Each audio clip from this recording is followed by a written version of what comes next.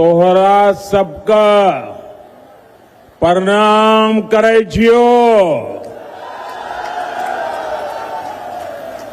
की हालचाल छो? बेगूसराय की इस धरती से मैं राष्ट्र कवि रामधारी सिंह दिनकर जी को नमन करता हूं। मैं बिहार केसरी श्री कृष्ण सिंह श्री बाबूजी को भी आदरपूर्वक प्रणाम करता हूं। साथियों, मेरा सौभाग्य है कि छठ महापर्व की इस शुभ बेला में आप सभी परिवारजनों के बीच आप सबके दर्शन करने का अवसर मिला है। मेरी कामना है कि छठी मैया का आशीर्वाद बिहार पर, हम सभी पर इसी तरह बना रहे।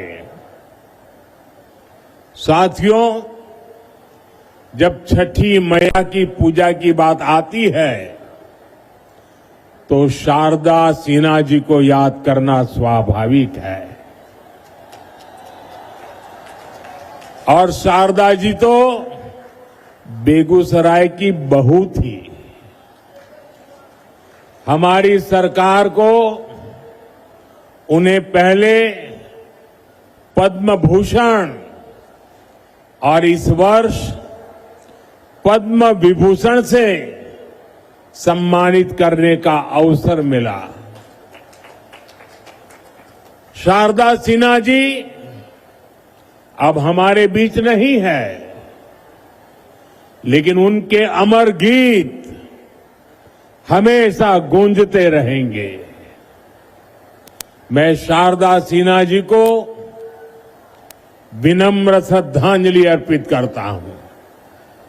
साथियों, आज बेगूसराय की ये धरती एक नए उत्साह से भरी हुई है।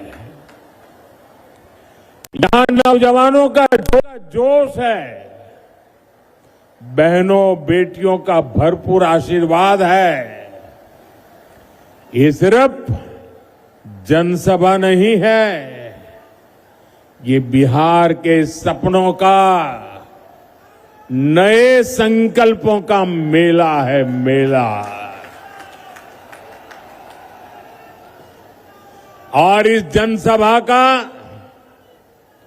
पूरे बिहार को संदेश है, फिर एक बार एनडीए सरकार, फिर एक बार, फिर एक बार, फिर एक बार, फिर एक बार सुशासन की सरकार।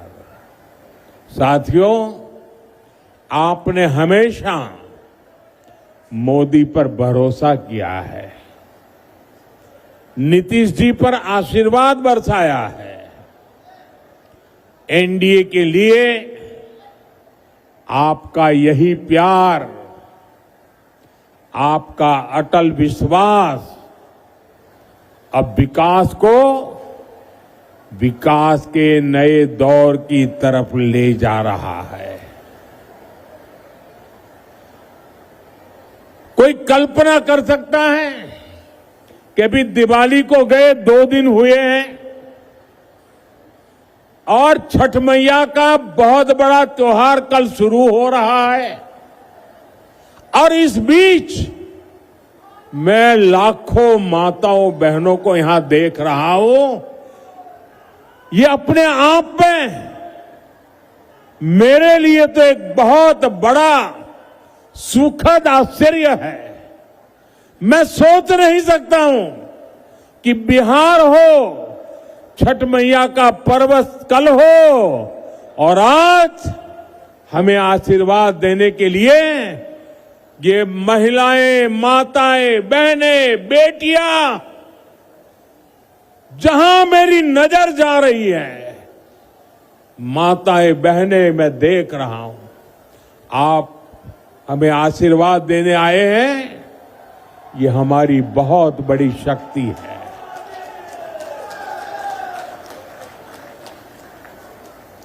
बिहार के मेरे भाइयों बहनों, हमने जंगल राज को सुशासन में बदला। अब सुशासन को समृद्धि में बदलने का समय है। मैं बिहार की समृद्धि के लिए आप सभी का आशीर्वाद लेने आया हूं। मैं बिहार के नौजवानों से विशेष आग्रह करने आया हूं। वो 2005 का अक्टूबर महीना ही था जब आपके माता पिता ने बिहार को जंगल राज से मुक्त किया था, सुशासन को चुना था। अब 2025 का ये अक्टूबर और नवंबर आपके लिए नए अवसर भी और एक बड़ी जिम्मेवारी लेकर आया है। आपको अपने और बिहार की आने वाली पीढ़ियों के लिए समृद्ध बिहार बनाना है। आपको अपने एक वोट की ताकत समझनी है। आपके एक वोट से ही बिहार की समृद्धि तय होगी। विकसित भारत बनाने का संकल्प मजबूत होगा। साथियों, जब से बिहार चुनाव की घोषणा हुई है, तब से हम एक चीज साफ साफ देख रहे हैं। एक तरफ एनडीए है, नीतीश जी, मांझी जी, उपेंद्र जी, चिराग पासवान जी, ये सूझबूझ से भरा हुआ नेतृत्व है। इसको भाजपा की हमारी टीम, दिलीप जी, सम्राट चौधरी जी, विजय सिन्हा जी से और मजबूती मिलती है। वहीं दूसरी तरफ लाठियां भाज रहा महागठबंधन है। ये लोग कैमरे पर आकर कुछ भी बोले, लेकिन पीठ पीछे एक दूसरे की खाल खींच रहे हैं। इस महागठबंधन में अटक दल है, लटक दल है, भटक दल है, झटक दल है और पटक दल है। आरजेडी बीते 2 दशक में कोई चुनाव नहीं जीती, लेकिन अपने अहंकार में अटकी हुई है। इसी अहंकार में इन्होंने जेएमएम को झटक दिया। कांग्रेस 35 साल से बिहार में आरजेडी की पिछलग्गू बनी हुई है। इस बार आरजेडी ने उसको फिर पटक दिया। इन लोगों ने वीआईपी को भी भटका दिया। जो लेप के दल है उनको लटका दिया। साथियों, जब स्वार्थ हावी होता है, लूट खसूट ही लक्ष्य होता है, तो वही होता है जो आरजेडी कांग्रेस वाले कर रहे हैं। ये लोग पहले टिकट बेचते हैं, फिर घोटाले करते हैं। आप देखिए तो सही, एक आरजेडी का परिवार है जो बिहार का सबसे भ्रष्ट परिवार है, और ज्यादातर लोग अदालत से जमानत पर निकल करके बाहर खड़े हैं। जमानत पर जीने के लिए मजबूर है। दूसरी तरफ कांग्रेस का एक परिवार है जो देश का सबसे भ्रष्ट परिवार है। इस परिवार के भी ज्यादातर लोग जमानत पर बाहर है। साथियों, बिहार ऐसे लोगों पर भरोसा नहीं करता, और इसलिए पूरे बिहार में एक ही नारा गूंज रहा है, एक ही नारा गूंज रहा है, नई रफ्तार से चलेगा बिहार जब फिर आएगी एनडीए सरकार। साथियों, मैं जो बातें कहने जा रहा हूं, मैं चाहूंगा कि बिहार का नौजवान उन्हें ध्यान से सुने और उन पर जरा गौर करे। जंगल राज वालों ने सिर्फ अपने बेटे बेटियों का भविष्य बनाया, बिहार के नौजवानों का भविष्य तबाह कर दिया। और ये बात बेगूसराय का हर घर जानता है, हर कोई महसूस करता है। साथियों, हमारे श्री बाबू ने बेगूसराय को औद्योगिक केंद्र बनाने के लिए काम किया था। उनके प्रयास से यहां अनेक प्रकार के उद्योग आए। एक समय था जब ये क्षेत्र देश के प्रमुख औद्योगिक केंद्रों में से एक था। बरौनी में सायरन बजता था तो पूरा बिहार गर्व से भर जाता था। 60 के दशक में यहां रिफाइनरी लगी, फर्टिलाइजर फैक्ट्री बनी, बिजली का कारखाना लगा, यहां नौकरियां बनी, उम्मीदें जगी, चहल पहल होने लगी। लेकिन फिर क्या हुआ? फिर जंगल राज आ गया। धौंस, धमकी और डर का वो काला दौर जिसने बिहार के उद्योगों पर ताले लगा दिए, फैक्ट्रियों को बंद कर दिया, निवेशक भाग गए। ये ताले फैक्ट्री पर नहीं, आपके भविष्य पर ताले लगा दिए थे। जंगल राज ने सिर्फ कुछ फैक्ट्रियां बंद नहीं की, बल्कि बिहार के नौजवानों के भविष्य को अधर में लटका दिया था। बरौनी, बेगूसराय को एक सदी पीछे धकेल दिया। जिस आरजेडी ने बिहार को पलायन का अभिशाप दिया, उसके नेता आज बड़ी बड़ी बातें करते हैं। साथियों, एनडीए सरकार के लिए विकास सबसे बड़ी प्राथमिकता है। हम जानते हैं कि जब औद्योगिकरण होगा तो नौकरियां भी आएगी।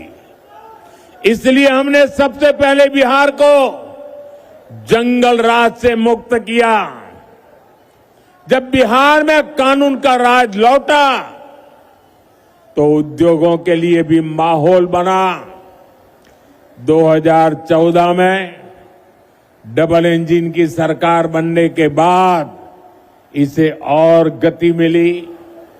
आज आप देखिए हमारा बेगूसराय न सिर्फ अपने औद्योगिक पहचान वापस पा रहा है, बल्कि देश का एक बड़ा इंडस्ट्रियल हब बनने की तरफ आगे बढ़ रहा है। बरौनी का खाद कारखाना जंगल राज में बंद पड़ा था। हमने ठाना कि इसको फिर से चलाना है और इसके लिए गैस की जरूरत थी। गैस बिहार में थी नहीं। गैस पहुंचाने के लिए हमने पीएम ऊर्जा गंगा योजना बनाई। हजारों करोड़ रुपए लगाए। पश्चिम बंगाल से बिहार के लिए गैस पाइपलाइन बिछाई ताकि बिहार के नौजवानों को रोजगार मिले और किसानों को पर्याप्त खाद मिल सके। आज इससे हजारों परिवारों की रोजी रोटी चल रही है। साथ ही यहां हजारों बहनों की रसोई में पाइप से सस्ती गैस भी पहुंच रही है। साथियों, जंगल राज वालों ने बरौनी रिफाइनरी को भी अपने हाल पर छोड़ दिया था। हमने उसमें नया जीवन डाला। हजारों करोड़ का निवेश किया। अब यहां नया पेट्रोकेमिकल प्लांट बन रहा है। इससे यहां प्लास्टिक उद्योगों को बल मिलेगा। छोटे और लघु उद्योग लगेंगे। युवाओं के लिए हजारों नए रोजगार बनेंगे। बरौनी डेयरी के विस्तार से हमारे पशुपालकों और किसानों की कमाई बढ़ रही है। अब बेगूसराय एक टेक्सटाइल हब भी बनता जा रहा है। कई कंपनियां यहां कपड़ा बनाने की फैक्ट्रियां लगा रही है। बेगूसराय में एक के बाद एक मल्टी ब्रांड शोरूम खुलते जा रहे हैं। बड़ी बड़ी कंपनियां यहां आ रही हैं। बड़ी बड़ी गाड़ियों के शोरूम यहां खुल गए हैं। अच्छी बिजली सप्लाई ने यहां के उद्योगों को नई ताकत दे दी है। और इतना ही नहीं, मुझे कोई कह रहा था कि मिठाई की इतनी ज्यादा दुकानें खुल गई है कि पूछो मत। साथियों, नीतीश जी के नेतृत्व में बीते सालों में करीब 50 लाख रोजगार बिहार में बने हैं। शिक्षा हो, पुलिस हो, हेल्थ हो, सब जगह रिकॉर्ड भर्तियां की गई हैं। आने वाले 5 सालों में इससे भी अधिक रोजगार बने, ये संकल्प लेकर हम चल रहे हैं। हम बिहार के जिले जिले में मेडिकल कॉलेज बना रहे हैं। यहां बेगूसराय मेडिकल कॉलेज पर भी काम चल रहा है। गांव गांव आयुष्मान आरोग्य केंद्र बन रहे हैं। इससे doctor, nursing staff, paramedical staff, ऐसे अनेक रोजगार बनेंगे। साथियों, आपको याद रखना है, आरजेडी कांग्रेस का नाम सुनते ही ये निवेशक भाग जाते हैं। जो नौकरी का लालच देकर गरीब का खेत अपने नाम लिखवाते हैं। ऐसे लोग नौजवानों को कभी नौकरी नहीं देंगे। अच्छा साथियों, आप इतनी बड़ी तादाद में यहां हैं, आप मेरा एक काम करेंगे?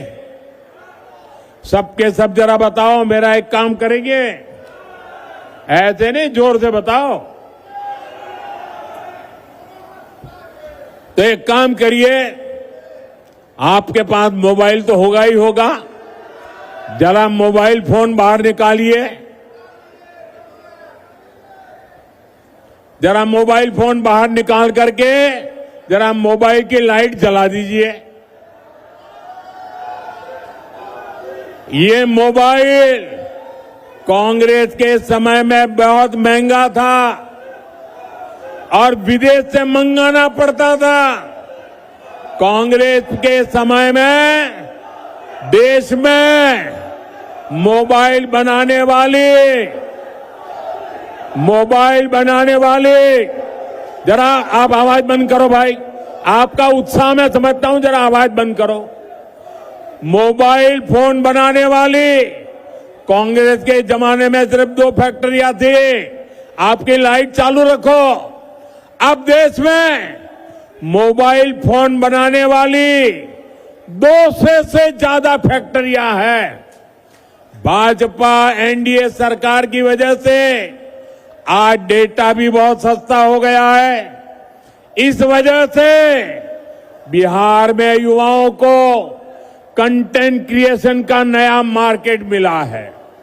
आज बिहार में ये मोबाइल, ये प्रकाश हर कोई देख रहा है। अब मैं आपसे पूछना चाहता हूं, आप मुझे बताइए साथियों, बिहार के लोगों के हाथ में जब इतनी रोशनी चमक रही है तो बिहार के लोगों को लालटेन की जरूरत है क्या?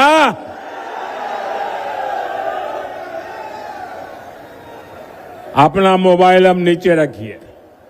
साथियों, किसी भी क्षेत्र का, किसी भी राज्य का विकास तभी हो सकता है जब सोच दूरगामी हो, इरादा पक्का हो और नीयत साफ हो। आरजेडी कांग्रेस तो खुद ही अपने आप में एक समस्या है। इनके पास बिहार की समस्याओं का न कभी समाधान था और न कभी होगा। ये संवेदनहीन लोग हैं। ये वो लोग हैं जो बाढ़ आने पर भी गरीबों का मजाक उड़ाते हैं। साथियों, इनकी ऐसी ही सोच ने दशकों तक बिहार को उत्तर और दक्षिण बिहार में बांटे रखा। गरीब, दलित, पिछड़े, अति पिछड़े को जान पर खेलकर गंगा जी को पार करना पड़ता था या फिर कई 100 किलोमीटर लंबा रास्ता तय करना पड़ता था। लेकिन इन्होंने गंगा जी पर नए पुल बनाने के लिए काम नहीं किया। साथियों, नरेंद्र और नीतीश के लिए तो आपकी सुविधा, आपका जीवन ही हमारे लिए सबसे ऊपर है। एनडीए सरकार ने बिहार की कनेक्टिविटी पर बल दिया। कहीं हाईवे बन रहा है, कहीं एक्सप्रेस वे बन रहा है। आप देखिए, बीते 10-11 वर्षों में गंगा जी पर कितने सारे पुल बने हैं। मुंगेर को खगड़िया और बेगूसराय से जोड़ने वाले श्री कृष्ण सेतु से इस पूरे क्षेत्र के लोगों को फायदा हुआ है। साथियों, 7 दशक तक ये क्षेत्र राजेंद्र सेतु पर निर्भर रहा। हमारी सरकार ने इसके बगल में ही 6 लेन का एक आधुनिक ब्रिज बनाया। इसके लोकार्पण का सौभाग्य मुझे ही मिला। उस समय जनता के चेहरे पर जो खुशी थी वो मैं कभी भूल नहीं सकता। उनका बरसों पुराना सपना साकार हुआ था। साथियों, इस नए पुल ने उत्तर और दक्षिण बिहार के बीच की दूरी को करीब 100 किलोमीटर कम कर दिया है। इससे सिमरिया धाम आना जाना भी आसान हुआ है। जो हजारों कल्पवासी जो कार्तिक मास में सिमरिया घाट जाते हैं, उनको बहुत बड़ी सुविधा मिली है। साथियों, आप मोदी को भली भांति जानते हैं। ये आपका मोदी चांदी का चम्मच लेकर पैदा नहीं हुआ है। मोदी गरीबी में रहा है। उसने गरीबी के दुख दर्द को सहा है और इसलिए आज जब देश के गरीब ने मोदी को सेवा का अवसर दिया है तो वो पूरी शक्ति से, पूरी ताकत से देश में गरीब को मदद पहुंचा करके गरीबी को इस देश में खत्म करने का पूरा प्रयास कर रहा है। गरीब के लिए पक्का घर सपना होता है। हमारी सरकार ने 11 साल में 4 करोड़ से ज्यादा पक्के घर बनाकर मेरे गरीब परिवारों को दिए और इसमें से 60 लाख पक्के घर यहां बिहार के मेरे गरीब परिवारों को मिले हैं। हर गरीब को घर का चूल्हा जलता रहे, इसलिए मोदी मुफ्त अनाज देता रहता है। हर गरीब को मुफ्त इलाज, मुफ्त बिजली कनेक्शन, मुफ्त गैस कनेक्शन, सस्ती गैस, ये सब सुविधाएं नहीं, ये सम्मान भरा जीवन देने वाली जरूरतें हैं। और इसका सबसे अधिक फायदा दलित, महादलित, पिछड़े, अति पिछड़े परिवारों को हो रहा है। दशकों तक बिहार के लोगों को आरजेडी कांग्रेस ने सामाजिक न्याय के नाम पर सिर्फ धोखा दिया। ये एनडीए सरकार है जो सामाजिक न्याय को सही मायने में सच करके दिखा रही है। साथियों, आज कांग्रेस के पूर्व अध्यक्ष सीताराम केसरी जी की पुण्यतिथि है। देश कभी नहीं भूल सकता कि किस तरह कांग्रेस के इस परिवार ने सीताराम केसरी जी का अपमान किया था। आज का दिन हमें याद दिलाता है कि कांग्रेस दलितों, पिछड़ों के अधिकार छीनने के लिए क्या कुछ कर सकती है। इन लोगों के लिए सिर्फ अपना परिवार ही सबसे बड़ा है। और आपने टीवी पर भी देखा होगा, कांग्रेस पार्टी के अध्यक्ष थे सीताराम केसरी। हमारे बिहार का गर्व थे सीताराम केसरी। इस परिवार ने सीताराम केसरी जी को उनके घर में बाथरूम में बंद कर दिया।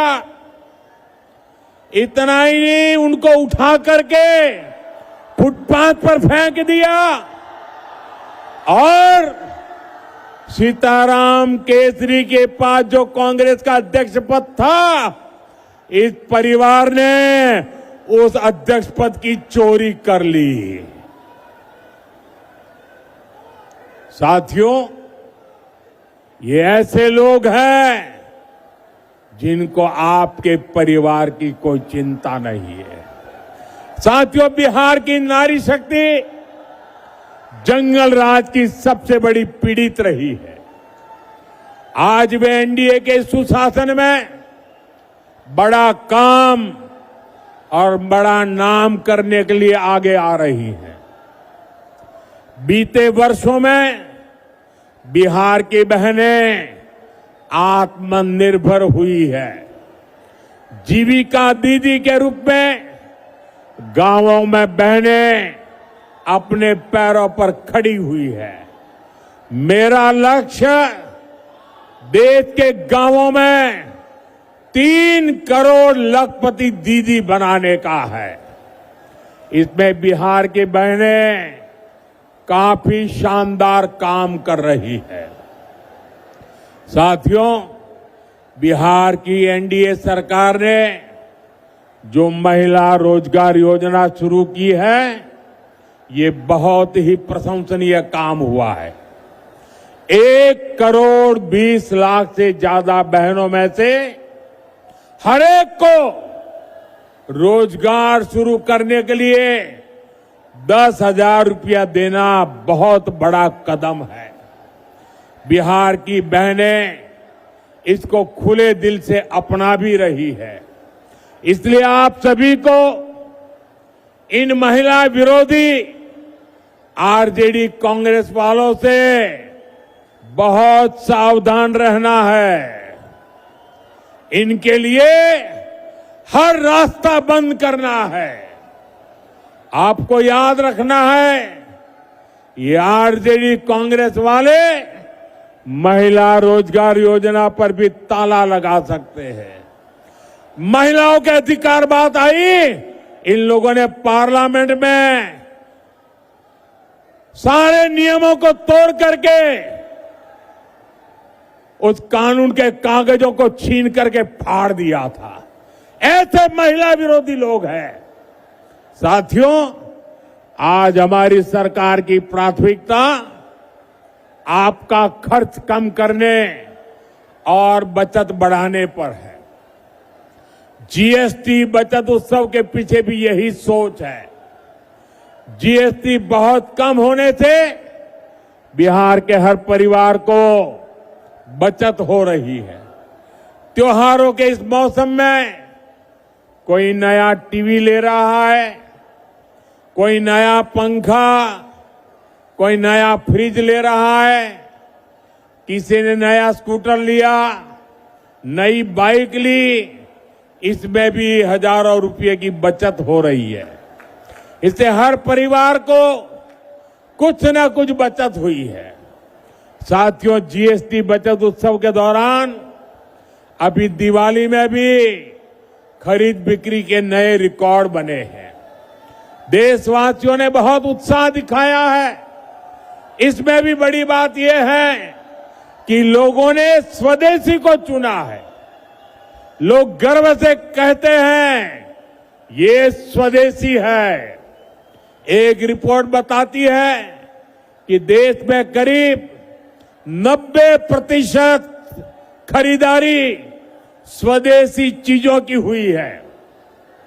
यानी हमारे दुकानदारों ने स्वदेशी बेचा और देशवासियों ने देश का गौरव बढ़ाने के लिए स्वदेशी खरीदा। जब स्वदेशी बिकता है तो इसका फायदा हमारे किसानों, हमारे विश्वकर्मा साथियों, हमारे कारीगरों, हमारे बुनकरों को ही होता है। बिहार के लोगों को भी इसका बहुत लाभ हुआ है। यानी डबल इंजन सरकार बचत और कमाई का डबल बेनिफिट बिहार के लोगों को दे रही है। साथियों, बेगूसराय में 6 नवंबर को मतदान होना है। 6 नवंबर याद रखना है। समय बहुत कम है।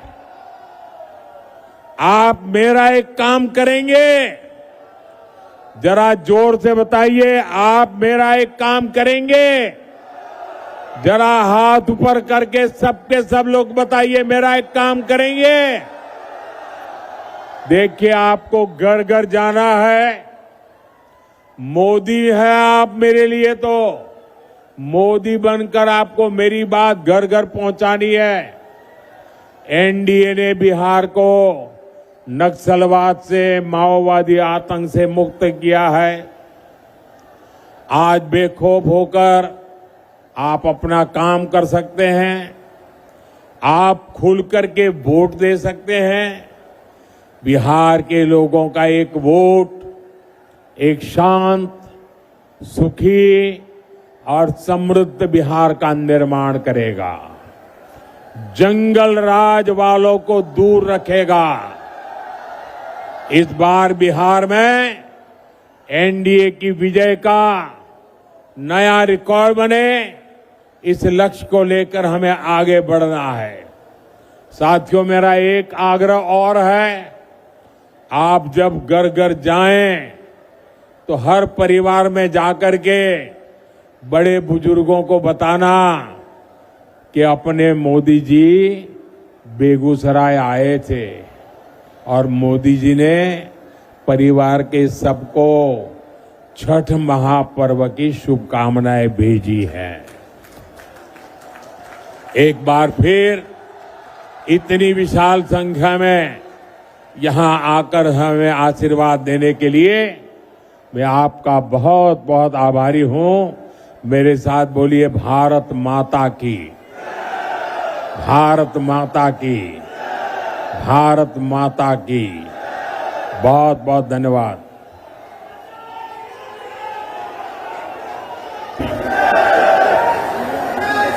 भारत माता की।